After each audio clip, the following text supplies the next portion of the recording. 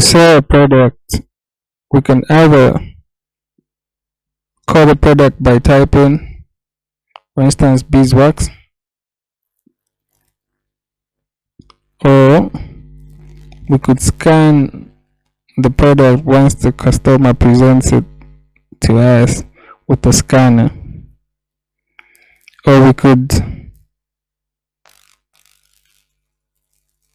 by scanning the barcode, or we could just type the product code. So to do that, we have to switch between these icons over here. So whenever we switch to one of the items or the icons, we may see the information we're presented with. So for instance, here we've selected the barcode, so it's asking us to search the product by barcode, and over here where we see numbers, it's asking us to search by code, and over here we could search by name. So we say beeswax. So once we have the product, we just double click on it, and the system will ask us how many items we want to sell. So here you have the ability to change the quantity. So we don't have we haven't set up the system to have a default quantity. Rather, the default quantity is 1, and we have the ability to change the quantities as we are selling. So for instance, a customer wants to buy 2 of his products, so we would say 2, click there, and if this is all we are selling, we would select one of the options here, if it's cash or credit. And for example, if we have multiple products being sold, let's say we have paracetamol being bought at this time as well, so we would select paracetamol as well, and if we're selling 5 of these, we input our quantity over there and then enter it.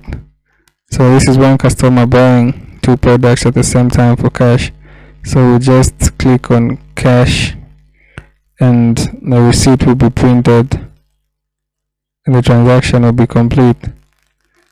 Or we may come to payment option over here, where if we do not know how much change to give to the customer, let's say the customer has given us 100 kwacha, we would enter the 100 over here, and the system will give us the amount of change. And if the customer is paying by cash, we'll select cash, and the transaction will be completed by selecting what form of receipt they're going to get. Is it an invoice or is it a receipt? And if you see at the bottom here, we have don't show this again, so we may check this if we will always be printing out a receipt every time we do a transaction, because you do not want to always come to this screen every time you're selling. So you'd rather have this checked and select one option you'll probably be using.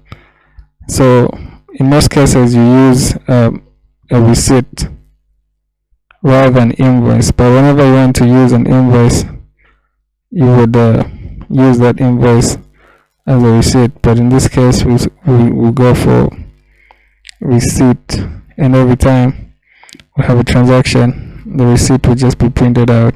And if you do not have a printer that prints out receipts, then information about the transaction will just be entered into the system without having to print out the receipt.